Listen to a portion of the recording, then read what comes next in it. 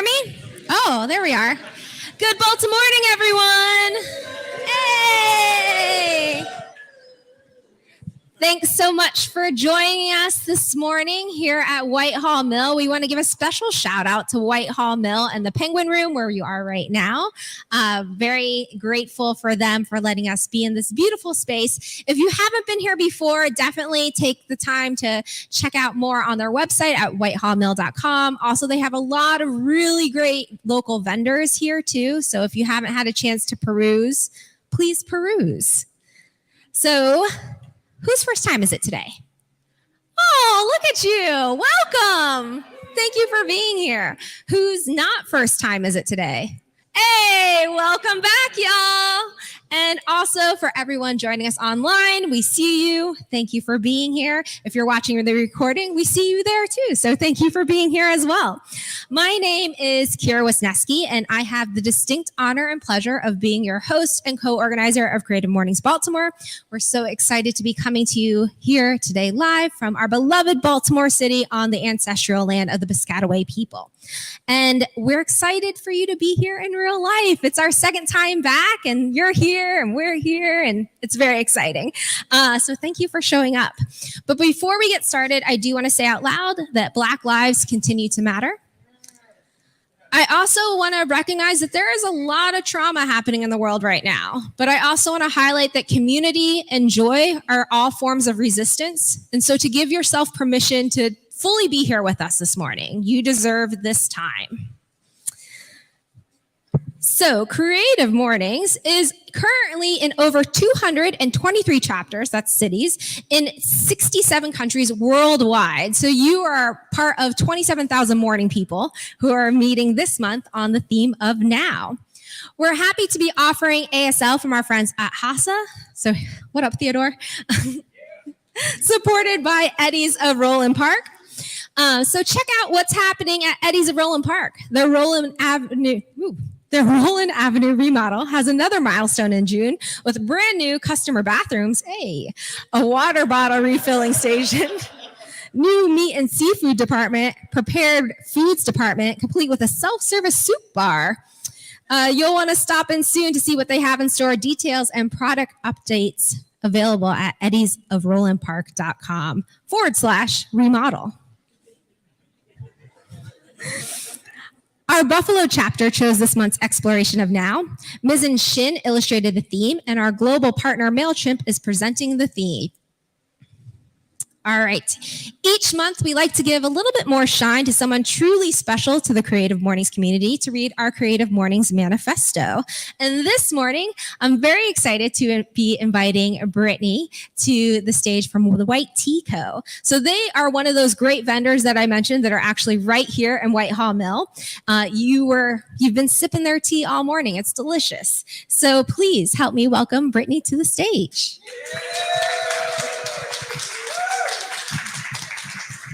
Good morning. Before I read this, I apologize. I'm getting over a cold, so I might cough. And I promise it's just a cold. Okay. Everyone is creative. A creative life requires bravery and action, honesty, and hard work. We are here to support you, celebrate with you, and encourage you to make the things you love. We believe in the power of community. We believe in giving a damn. We believe in face-to-face connections, in learning from others, in hugs and high fives. We bring together a people who are driven by passion and purpose, confident that they will inspire one another and inspire change in neighborhoods and cities around the world. Everyone is welcome. Welcome to Whitehall Mill. Thank you. Thank you, Brittany. Creative Mornings is run on an engine of generosity made possible by our volunteers and fueled by companies that believe in community, people, and companies that give a damn. I meant to put a picture up here. I didn't. So volunteers, though, are wearing yellow lanyards today. We are completely volunteer run. So shout out to all of the volunteers who really helped make all of this happen. And we're always looking for new volunteers. So if you want to join us, help produce this event every month, last Friday of every month, please talk to myself or anyone wearing a yellow lanyard. We'd love for you to join our team.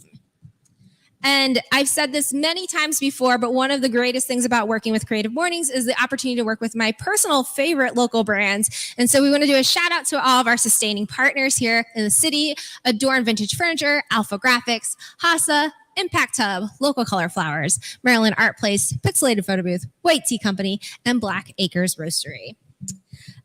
We want to thank today's breakfast sponsors: Black Acres, Wight Tea, and Atwaters.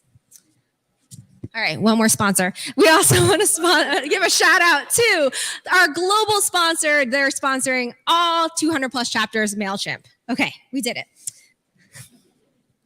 You can see on our website, and we're also going to drop in the chat, if you're joining us online, a link that lists all of our wonderful sustaining partners, as well as folks that we've been fortunate enough to work with since our relaunch of our chapter. If you can, we encourage you to support them now more than ever. Local and small businesses, micro businesses really need your support. If you don't have the means to support them monetarily, we encourage you to leave a review on Google or Yelp, a positive one, or, even just follow them on social. All of that really helps those micro businesses that really make Baltimore so special. And here are all of our lovely speakers from 2021. Many of them are in the audience today. You have an opportunity right now and always to be part of that engine of generosity. You can make a tax-deductible donation right now to via our fiscal sponsor at that address right there. Any amount that is meaningful to you is meaningful to us. And happy to, also take your cash if you have that on you. All right, here we go. Main event. You ready, Will? Look at this photo, y'all. Will Walker is a Baltimore transplant, originally from Cleveland, Ohio. Will found his way to Charm City by attending the National Treasure Morgan State University, where he attained his BS and ME in Industrial and Systems Engineering. In his personal time, Will is an inspiring chef who loves to cook for friends, show off his skills doing local pop-ups, and outside of engineering and cooking, the former Creative Mornings Baltimore host also is the organizer of the Run Crew, A Tribe Called Run. And he'd love to talk to you about his garden. Creative Mornings Baltimore, please welcome Will Walker.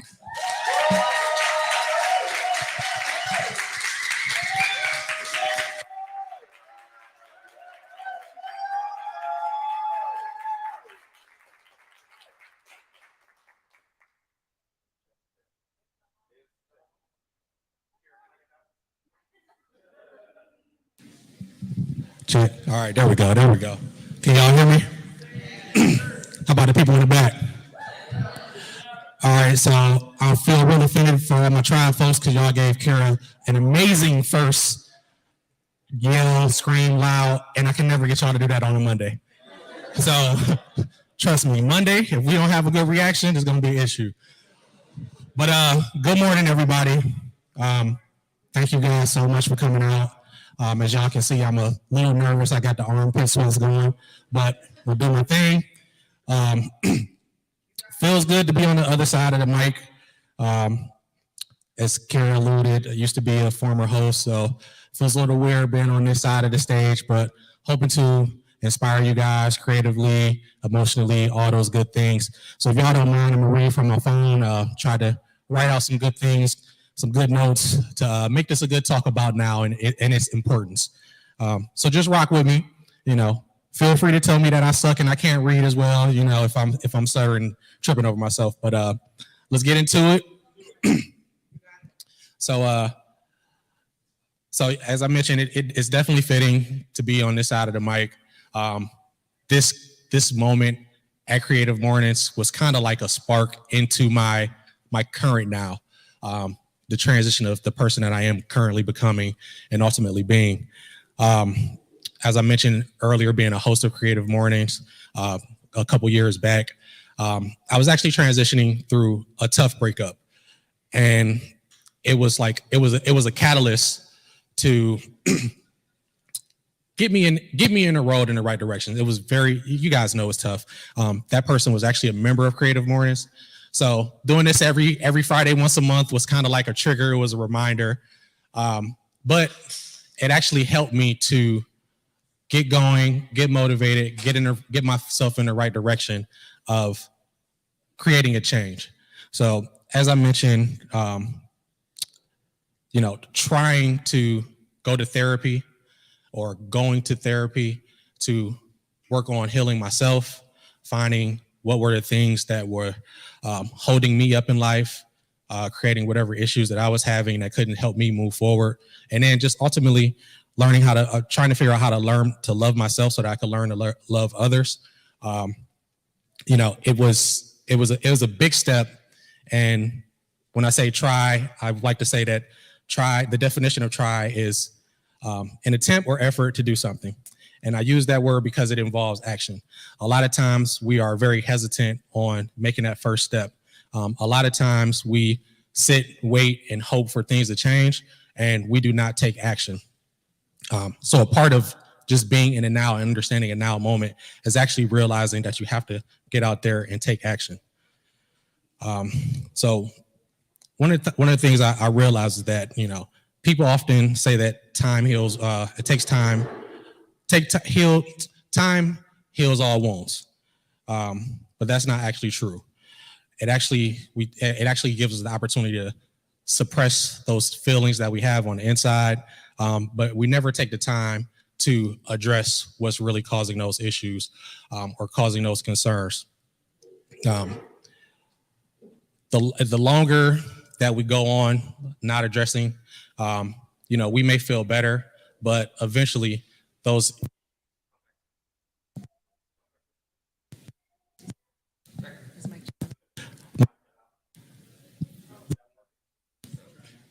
Hello? Okay, there we go. So yeah, we might suppress things to the point that they no longer hurt as bad, but it truly takes time and the effort, again, and action to get out there and fix things in order to heal those wounds.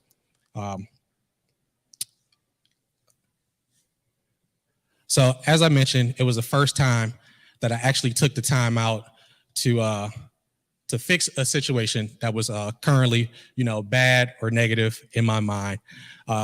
But you had to get out there and do it. Every person's different. So the time it took in this process will vary. It took me roughly a year and a half to kind of work through my emotions, understand the things that were triggering me. The tools, my therapy journey took me roughly a year and some change to learn those things. Like I said, it took me time to figure out 5 things. The things that trigger me, the tools on how to cope, setting up boundaries, and then being present, which I definitely still struggle with now because of my phone or being on the gram or whatever it may be. But most importantly, one of the other things that it provided me was understanding a sense of self. And I think that's a big thing that a lot of us have issues with understanding. I think I started therapy at roughly 35 years old, and it just took me that long in life to gain my sense of self. And so, everybody's different in what they're going through at different points in time. But I realized that it was a problem, realized that it was an issue, and I took the action to do it. And, we're all going to be at different spaces at different points in life, but recognizing that you need to make that change is a big start.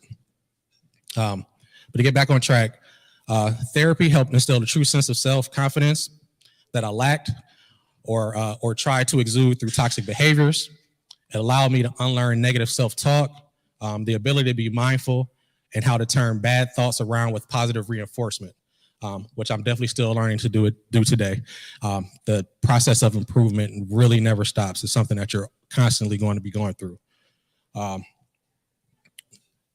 So like I said, it's something that I'm constantly working with, always trying to get better at.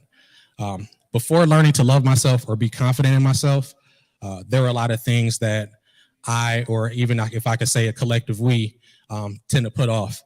And I would assume this comes out of fear, overanalyzing, the excitement of procrastination. If any of you guys been through college, grad school, all those things, y'all know what I'm talking about, the excitement of procrastination, waiting to the last minute to turn in the paper. That's exactly what I'm talking about. And sometimes we put things off out of just being plain old lazy. But I definitely like to encourage you to be mindful and aware of these situations, because these are things of what we can, if you want to take it a little bit further, consider as a self-sabotage, kind of getting in your own way, knowing that you have to do these things, get these things done and out of the way, but putting them off to the last minute and kind of flipping the coin and hoping that it just works out. If we can tend to be mindful and aware, it kind of opens you up to a better frame of mind of thinking. So let me see. Okay, yeah. So being able to get that stuff out of the way, it allowed me to get those negative self-thoughts out, allow me to think clearer so that when opportunities did come up, I wasn't self-sabotaging again. As you guys, a lot of you guys in here are a member of Tribe. Tribe was honestly created out of like a now moment. Almost passed up on the opportunity because I was afraid. And I think a lot of us tend to pass up on opportunities because of fear. Just to give some history, a buddy of mine had reached out to me in regards to, hey, what's up, man? I know you run. What's your thoughts about starting a run crew, or do you know any local run crews? And some people have been mentioning it. And we started talking and having consistent meetings. He's like, hey, man, let's get this up and running and rocking and rolling. And you guys remember, a lot of you members of Tribe remember, we started January 2020, essentially in the middle of a pandemic. And I threw out every excuse in the book of like, no, we shouldn't do this. It's not right. It's not safe. I don't feel comfortable. And my buddy said, I said, this just isn't the time to do it right now. And he said, why not now? He's like, this is what people need. And I really almost passed up on the opportunity to create something that's been so dope and so amazing at that point in time out of fear. And if I can, pull from some of the things that I've heard from you guys out here in the crowd as members of Tribe, is that it's been crucial to your mental health, building community, things of that nature. And I just imagine that, if I would have waited until the conditions were right or until the circumstances were right, that we'd still be 2 years later and no Tribe would have been founded. So half of you guys wouldn't even be here in this crowd. Half of us wouldn't have the community or the friendships that we've built over the last 2 years because of a fearful moment of not just pressing forward. So also got to give a big shout out to my consigliere here, Saber. She's like my conscience. I also had a conversation with her, and one of her biggest things that she always tells me when she senses that I fear doing something is that we don't make fear-based decisions. And it's something that goes a long way with me because it's just something that had been a part of my life. Like I said earlier, I always self-sabotage things. Or I just didn't think that I was good enough, or not seizing opportunities of being in the moment, which again kind of brings us back to now. It's just like, you never know when the opportunity for greatness or the opportunity of things that will open up to change your life will happen. And like I said, in the past, I definitely made a ton of fear-based decisions of why not to do it. Big shout out to Black Acres. As a lot of you guys know, I participated in the pop-up with those guys. Thank you. But I had a ton of what do we call it? Imposter syndrome, where I didn't go to school professionally to cook. To me, I'm just I feel like I know I can cook, but at the end of the day, I know it's a lot of people around here, and I don't take anything lightly. I try not to call myself a chef because I want to give credit to those folks that took the time out, went to school, and learned properly. But it's the imposter syndrome kicks in when you're doing pop-ups and you're trying to get your name out there, get the word out there, and you feel like, am I really good enough to be out here on the stage, put my name out here? But thankful again to the team over at Black Acres, teaming up with them to even do the pop-up. I had never done short order cooking in my life, never did anything like fast. It always been catering where I had things to control. I learned a lot just being on that line, cooking short order food. It was an amazing experience. I learned a lot. And to say the least, when we think that when we always put off things and say like, hey, I'm not really ready. I need to do this. I need to do that. I need to go learn some more. You're not really going to learn until you get out there and do it. So in the theme of now, it's you really have to seize the moment. It's when it's in front of you, you got to take advantage of it. Don't put it off out of fear. Don't put it off out of not having enough skill or ability. You really just got to throw yourself into the fire and just do it, like Nike say. But let me get the phone back out real quick.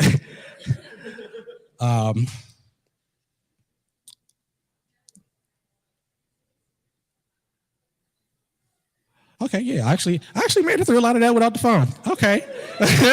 Thank you.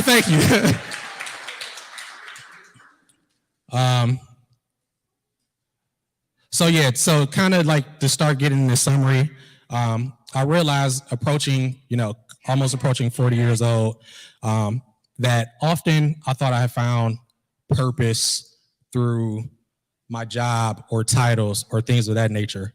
I finally started realizing that I found purpose through things that bring joy, happiness, passion. Cooking and running are definitely things that bring me joy, excitement, and passion. But also at the same time, I realized that those things can easily be taken away at the drop of a dime, either through injury or just the random thing of walking out on the street and getting hit by a car, and I had nothing to do with that, right? So I also realized that you can't put purpose in those things as well. They might bring you joy, it might bring you happiness. Definitely love and appreciate the opportunities to do those things, but I'm realizing that I'm finding purpose in building community, being able to bring people together, seeing the relationships that have been forged through tribe, through food, through things of that nature. Being able to make a difference in other people's lives are things that bring purpose, bring joy, and I think also have me being more aware, more alert, and living in my now. So I think one of the things to sum up and take from that was that your why can also be tied into a now moment.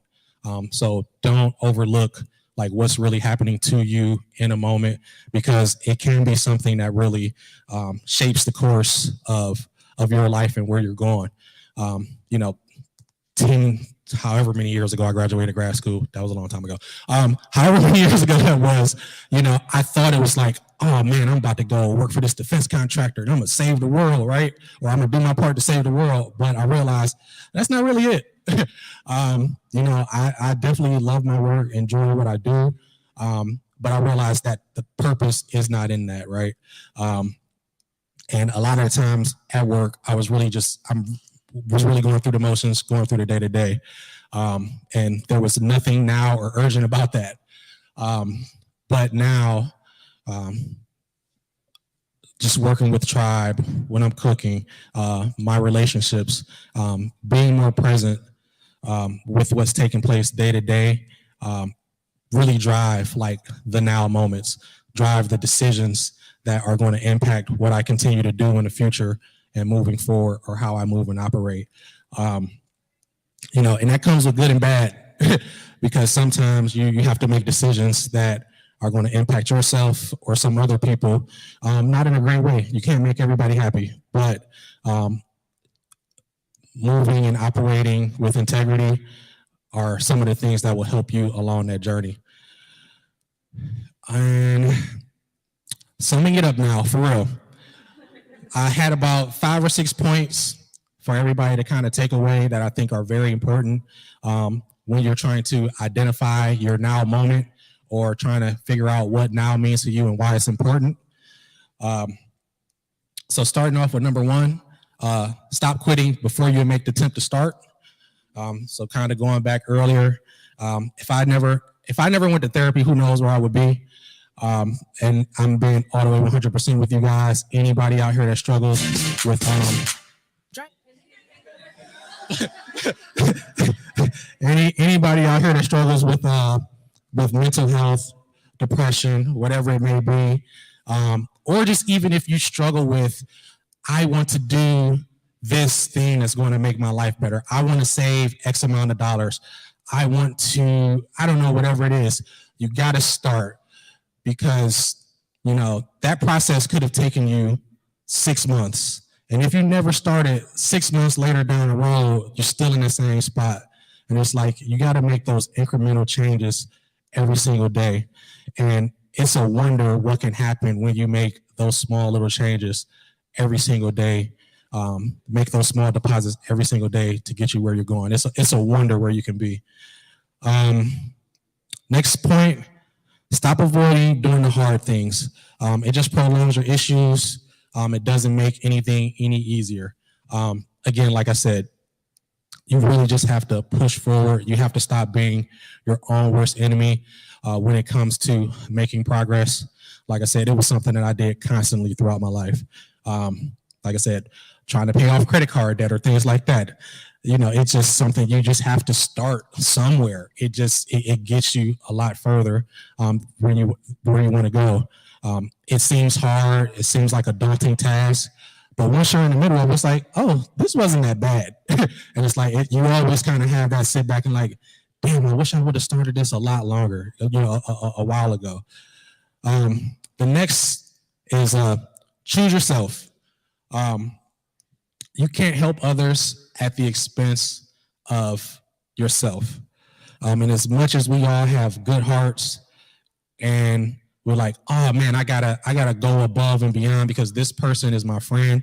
The common saying is that, you know, you can't give from an empty cup. It is really real. In as many years, or you know, I've done this for years, putting friends and things like that first. Sometimes putting your friends first doesn't get reciprocated, and you can have some animosity or you can have some feelings behind that. But if you put yourself first, you realize that you're actually helping people for the right reasons, and you don't need any of that reciprocation. You know, everything that you did came out of love because you really decided to choose to put yourself first, or those that matter. No, put yourself first, then those that matter. And then, you know, you have to set a hierarchy. It comes with setting boundaries. Fourth one, find someone who you really trust to tell you what you need to hear and not what you want to hear. I'll a little back to Sable again. We definitely have many conversations where she tells me exactly what I need to hear, not what I want to hear. And I'm telling you, that is priceless to have somebody in your corner that can set you straight.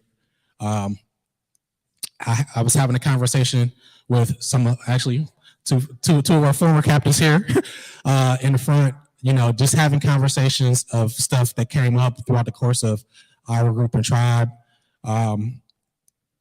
They brought up things of our attention like, hey, you need to hear this. We need to, making suggestions, and it's stuff that you may ever even never think of or you don't want to think of. And then when they bring it to your attention, it's like, do I want to hear this right now? But, you know, you really need people in your corner that are going to tell you the real, be utterly honest with you, and don't care how you take it or perceive it. But you have to realize that they're also doing it out of love. And growing up as kids, we were probably had a lot of friends that were yes men or yes people. Just wanted to continue to, for the sake of the relationship, be cool with us. So they just went along to get along. But having a different point of view helps set you up for different perspectives that you just never thought of and really could be right and help you out in the long run. Number 5, healing and growth can suck at times, and it's not a glamorous process, but you do eventually come out a better person on the other side. I really have to thank my therapist for everything that happened to get me to this point. Constantly sad, depressed, all those things. And it's like, man, I'm afraid of going to therapy because I don't know what it's going to reveal. You know, this, you know, we think it's, you know, supposed to be glamorous, and I'm supposed to take, you know, as they say in the self-care books, get some baths and stuff like that, and that's your self-care or your healing journey, but it's really not. It really is paying attention to those ugly things about yourself, those things about yourself that you don't like, the things that you constantly want to overlook, But having the ability to do that, having a therapist to help me identify those things and help me do that has made me become so much of a better person. As I mentioned to you guys, just the boost in self-esteem alone was amazing. The confidence that it really gives you, because you're living and looking through things through a whole different lens and a whole different light. So remember that when you are in your process and you are in your journey, it's not going to be glamorous, but the person that you end up being on the other side of that is extremely worth it. And last, if you don't know where to start, that's okay. But realizing that you need to start is the first step to making a change. I think that's a big thing. As soon as you realize it, you might not make the change immediately, but it's in your head, and hopefully you'll get that spark to go on and move forward. But I think that's just about it. That's all I really have. To sum it up again, guys, there are a lot of now moments in front of us. Just try to be aware when they come across. Don't be afraid to take advantage of the opportunities that do come across just because of where you are in life, because you never know the projection that your life can take by taking advantage. You never know who you'll meet during that process. Bless you. You never know who you'll meet during that process to make your life better, to help you get where you want to be, or to just even help out that process as you transition, man. I've met a ton of beautiful people and great people who have made my life easier, better, have made it dope by just jumping out there and doing something that I was against. So you just never know. But that sums everything up. Thank you guys for coming out. I hope that I was able to inspire you.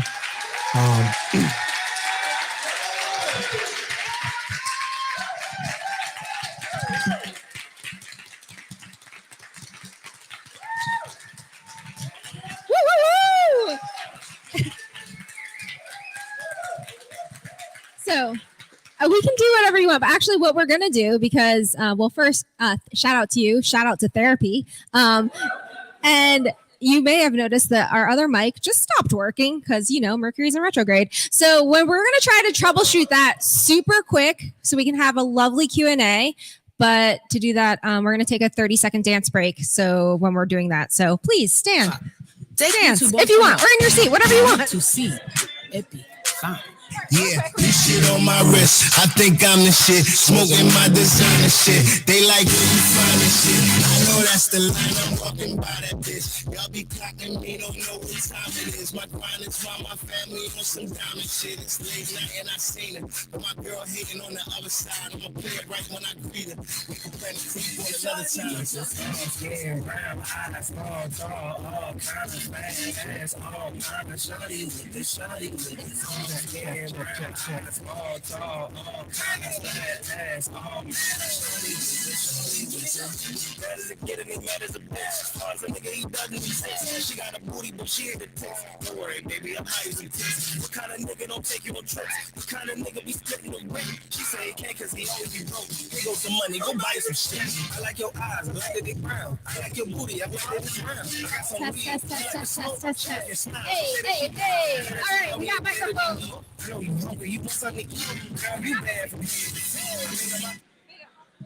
Okay, come back. Dance break over. We're going to do a Q&A now.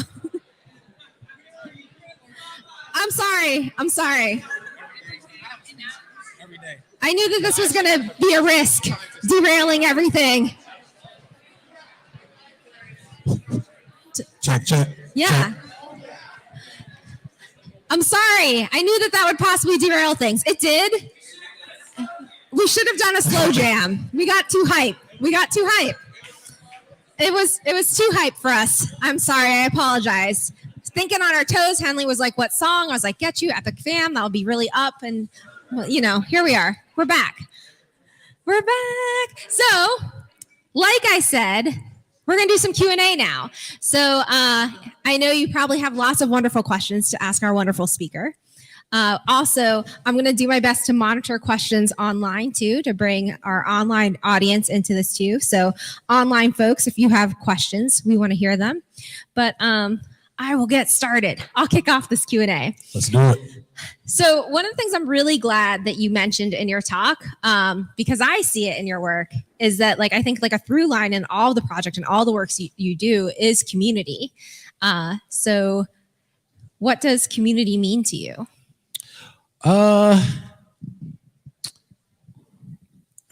Connection, common connection. It's, sometimes younger, I thought it was just, the neighborhood that you lived in, the school that you went to, the rec that you might go play at, or the league games that you go play and participate in. But becoming older, and as an adult, I'm realizing that community is really about connection. Finding things in common with people, or being able to share space with people that you may not even have many commonalities with, but you have a respect for each other. You can work towards a common goal.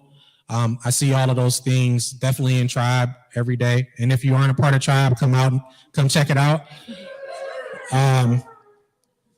But just even with some of the efforts that I tried to do before Tribe, with Brunch and Burn and with cooking, it was just always about trying to bring people together in a positive light. And just wanted people to connect with some form of positivity and to take that and spread it around. Definitely. I love that. I love that. Thank you. If you don't have a question out here, I have more. I'll run out to you. All right. Hi, Will. Oh, I'm gonna take my mask off. Hi, Will. Amazing talk. Thank you. You talked a lot about therapy and community, and maybe this is too deep of a question, but I wonder where spirituality sits within sort of how, what motivates you and how we stay in the now. That is a tough one. I think spirituality, it's I don't want to use the cop-out answer, but as everybody says, it's like your own personal journey. It took me a while. I went to Catholic school all my life, so I always thought, I went to Catholic schools and being religious, but you realize getting older that it's a total separation between religion and spirituality. And I think finding that journey and kind of going back to what I said earlier in the talk, trying to find those things that actually brought me more peace, happiness, joy. That's kind of like spirituality to me. It's something that I'm still defining, I think, actually. So again, I think spirituality, a piece of that is just, it's an internal thing that hopefully guides and center you to do what's right. And that's kind of, I try to exude that through everything that we do with Tribe or any other efforts that I'm involved in. I think just trying to center, just get centered and be right and do right to others. Those are the things that I hope aligns me with spirituality. So hopefully that answered your question.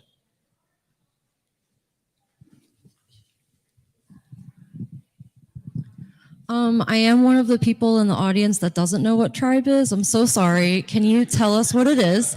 And then my question is, can you tell, you've been doing all this personal work, spiritual journey. I'm doing that myself. I think a lot of us are.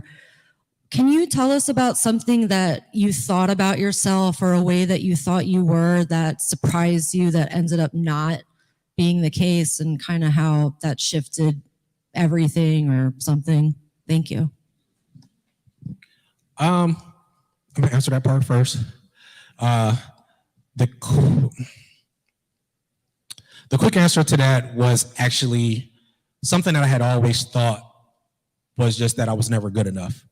But therapy helped open my eyes to it. It was the shift in thinking, the shift in how you talk to yourself, which were the things that, kind of made me realize, damn, I actually am good enough. And I think a lot of us probably do it, is that we really just don't talk to ourselves nice. We talk to everybody else nicely. We give everybody encouragement.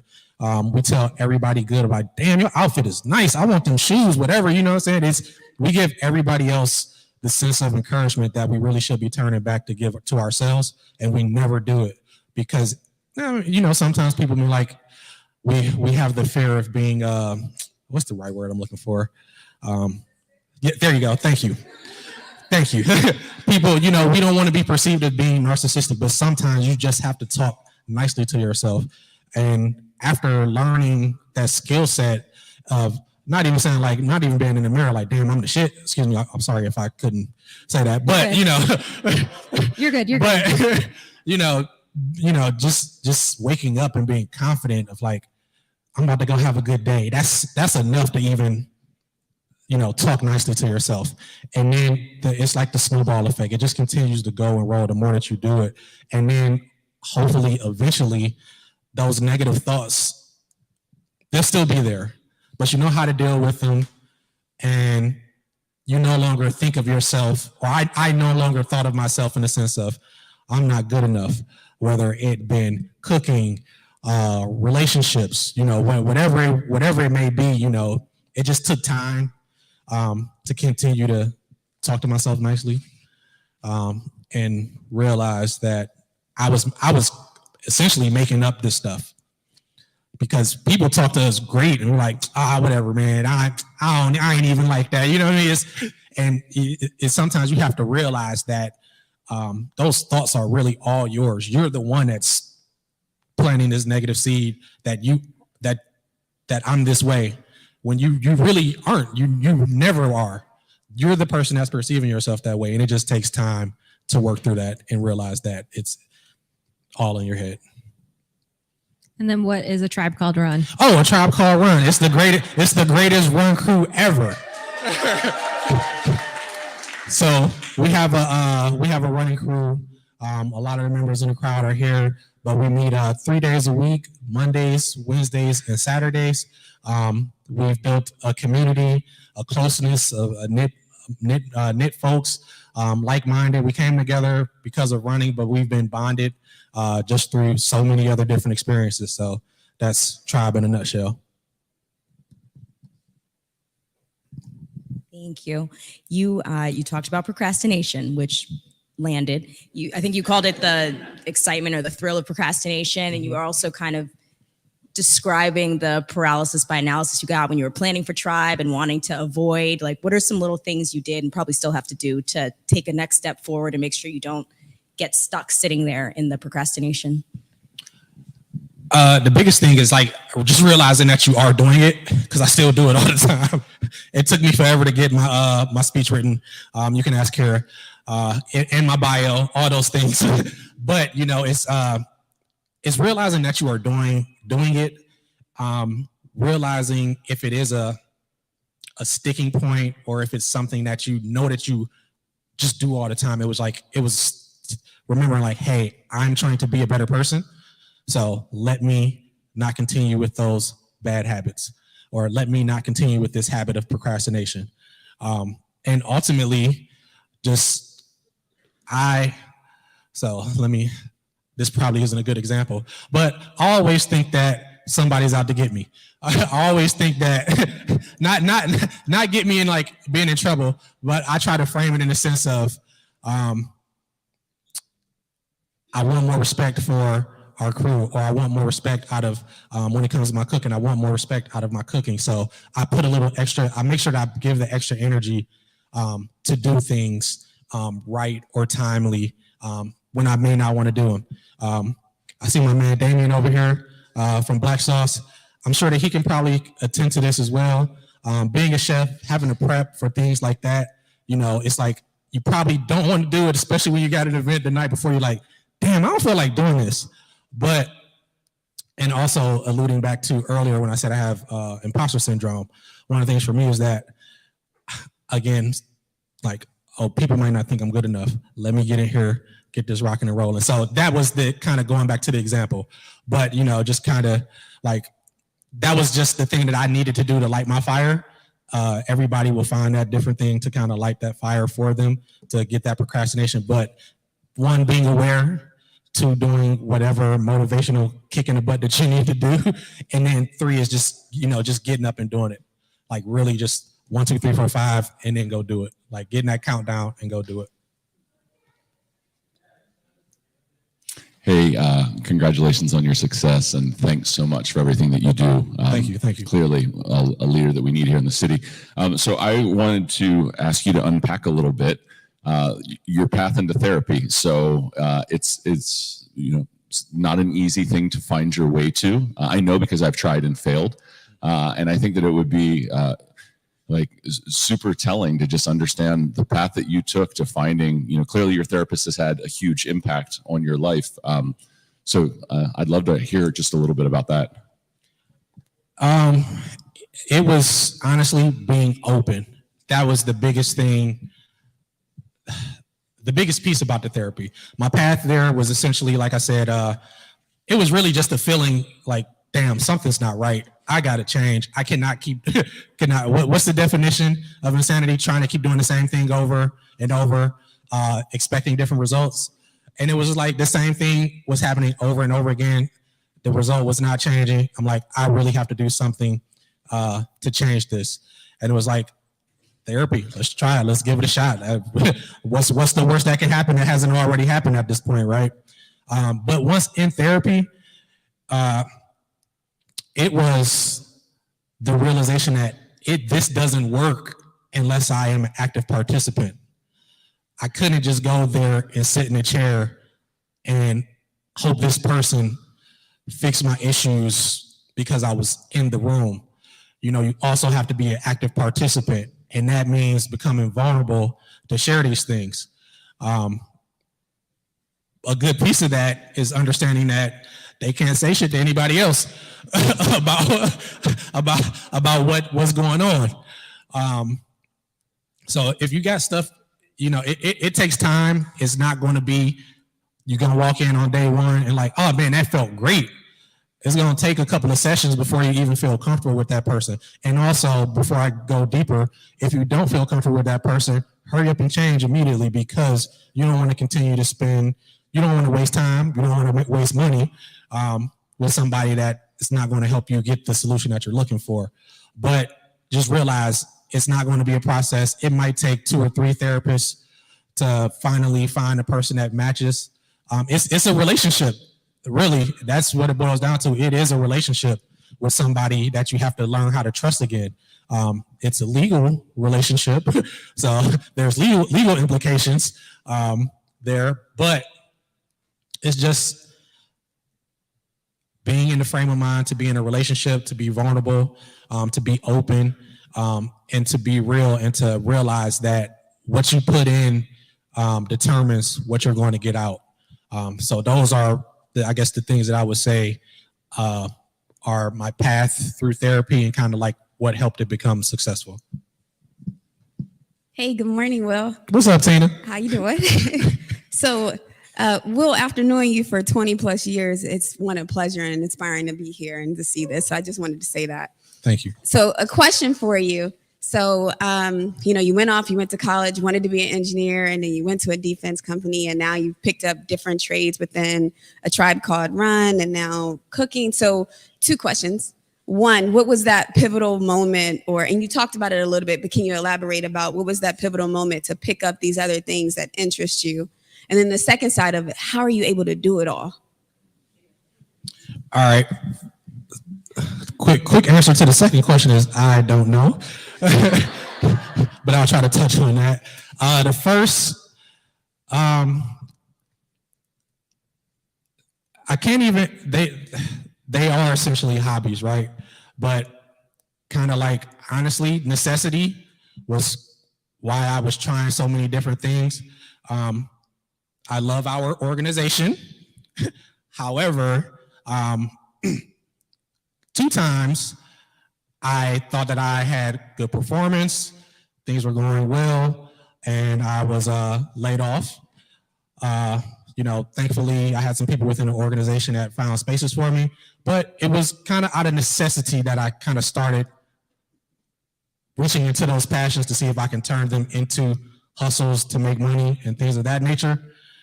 Because I hate to say it, and this may happen with a lot of you guys at a lot of your organizations.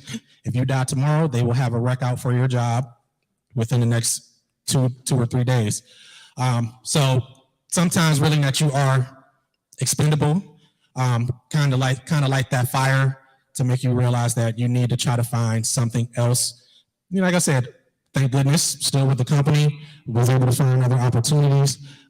So these things can be passion driven as of right now, but I think that eventually if push comes to shove, you know, especially with the cooking, I can turn that to another source of income and things like that. So that's answer number one. Like I said, number two, honestly, I don't. Okay, no, I take that back. As they say, if you do something that you love, you're not working, and that's kind of like what a lot of these things are. I love cooking. I love the feel and vibe that people get after, you know, sitting back, kicking and have a good time after eating my food, vibing with people either in a pop-up or whatever it may be. I love to see that. Running, I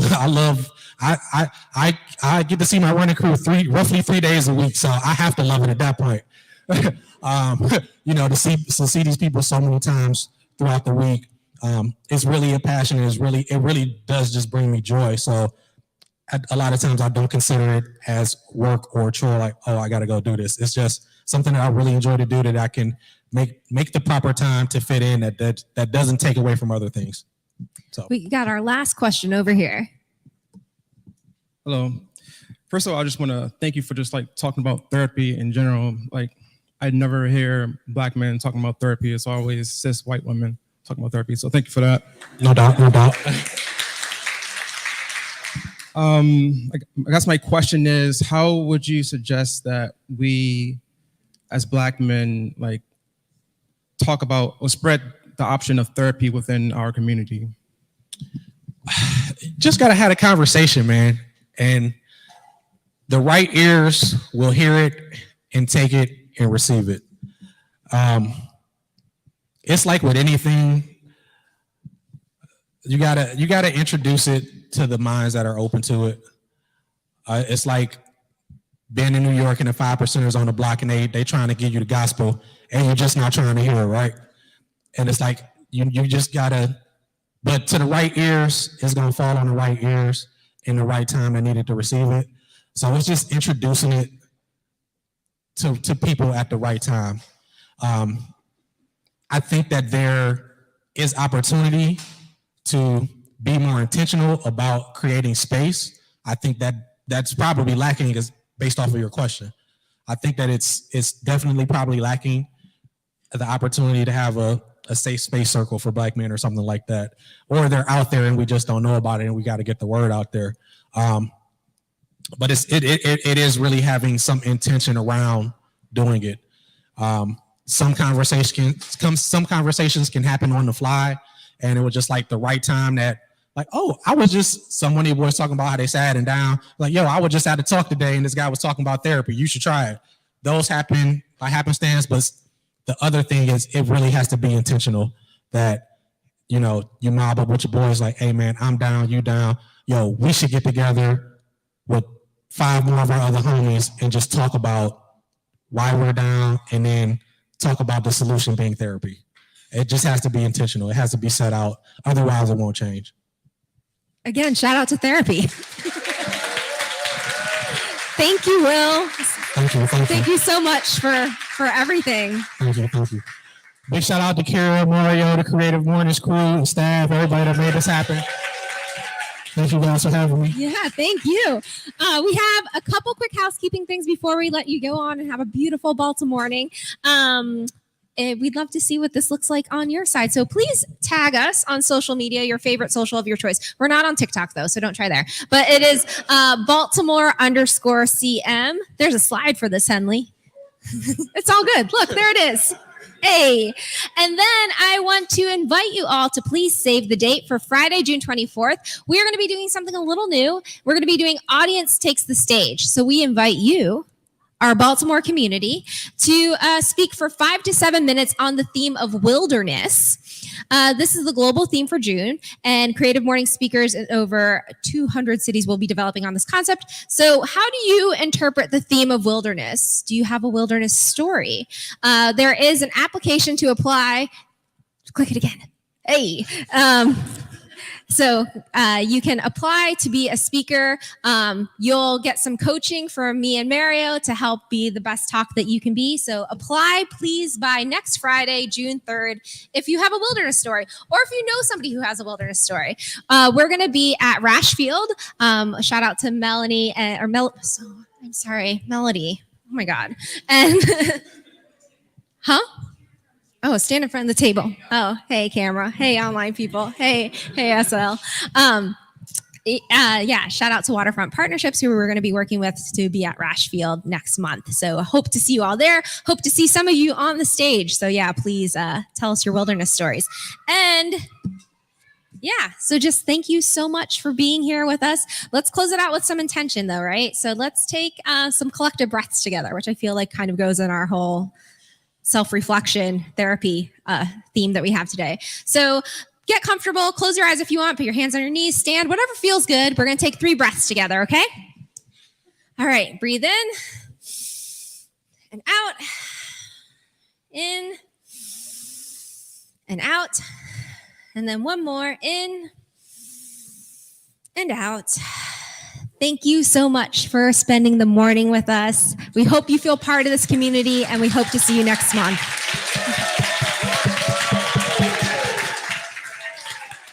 Thank you. Hope it was good. Hope it was worthwhile. It was great. It was so great. These flowers are for you. From Local Colors. Do I take the vase too? Or?